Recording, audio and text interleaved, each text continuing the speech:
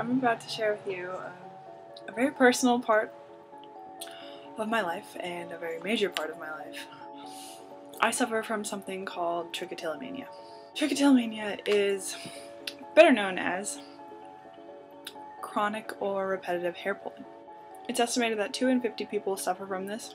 Despite the fact that it affects so many people, it's actually still relatively a mysterious thing. It's not very well known. People don't talk about it. And because of that, it's when people do decide to go, seek help for it, it's often misunderstood and misdiagnosed. Now it's actually being classified as a body-focused repetitive behavior. Other things that fall under that category also include nail biting, compulsive skin picking. The reason I'm doing this is not for you to feel sorry for me by any means.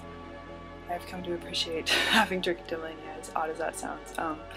I will get more into that in a little bit, but the reason I'm doing this is to raise awareness, because absolutely somebody you know or yourself is suffering from this disorder, and probably there's a very good chance that they're suffering silently because it's not something that's talked about really ever unless you go searching for it. I'm going to tell you my story. I started hair pulling when I was about 12.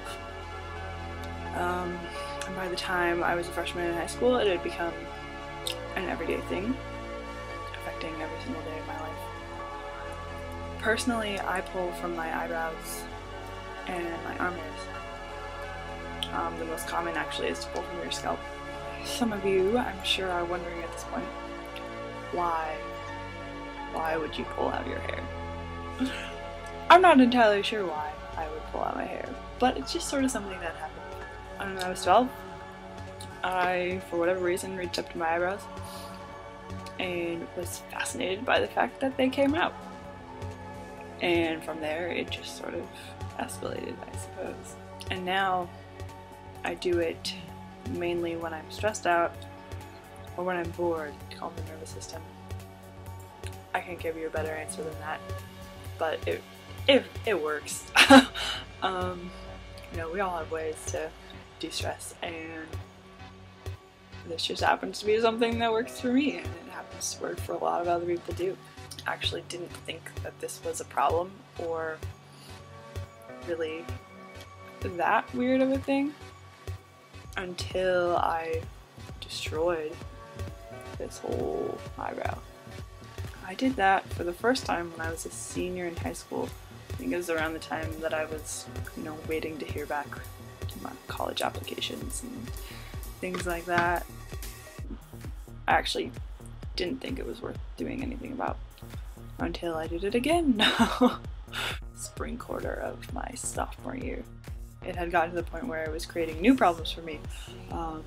Walking around with half an eyebrow is not exactly fun.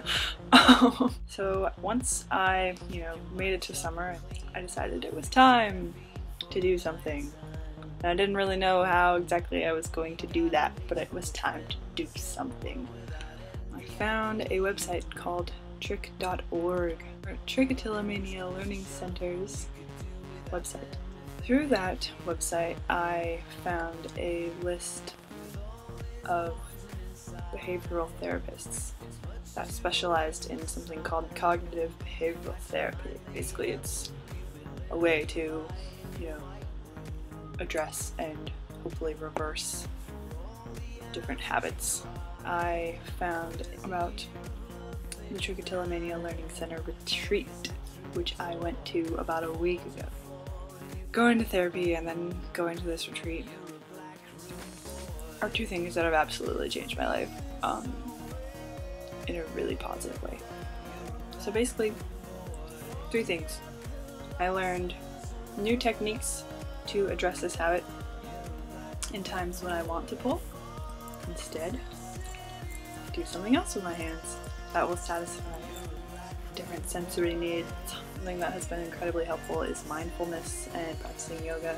One of the big things of yoga is to learn how to be in the moment. I found a community. I got to meet a bunch of other people that do this as well. which was full of a bunch of moments of, oh my god, you do that too? Like, no way. Everyone there was so like-minded. You could sit down and talk to someone and, you know, 3 minutes later you were sharing your personal life stories and you had made a new friend. And you could pretty much do that with every single person that was there, which was incredible, and one of those moments where you go, wow, why isn't life like this all the time? It was just such a loving community. There's no better way to say that. There's so much love, and it was hard to leave. 3. This was the thing that I never expected to get and never knew was even something possible. I gained a new perspective on Trichotillomania. Basically, it gave me something tangible. What that meant was I spent a lot of time in self-reflection and introspection of this summer. I guess experiences that have affected my life and affected the way that I view the world, in both negative and positive ways. I sat down and was like, okay, this happened in my life. What did that do? This happened in my life. What did that do? I've gotten to the point where I can now recognize an urge that I have to pull before I even lift my arm up to do it, which maybe sounds a little bit odd if you don't pull your hair up, but a lot of times people describe their mindset while pulling as being almost trance-like, and that, you know, you don't even realize you're doing it until you've already done some incredible damage. Right now serves as a signal that something is off in my life and that I need to shut off autopilot and address something. A wise man, aka my dad, once told me that you spend the majority of your adult life getting over your childhood. So if you can start that process right now, it applies to everyone. Whether you pull your hair out or bite your nails or, I don't know, have some other way of masking your things. It's not an easy process, but it's an amazing one. You'll gain tools and ways to deal with future life stresses and the inevitable hardships that life brings as we age. Do it now. Whatever now is for you, however old you are, you've never done anything like this, do it now. Because happiness is not over there. It's not after you get this A, after you get into this school, after you get this job, after you get this house, after you get this raise. Happiness is right now. Happiness lies in the moment. If you or someone you know is suffering from this in silence, just know that there's help. There is an amazing community out there, TLC. Consider checking out what they have to say. I don't think you will regret it. I can honestly say that I'm happier now than I've been in the last 4 years of my life. It's a long time.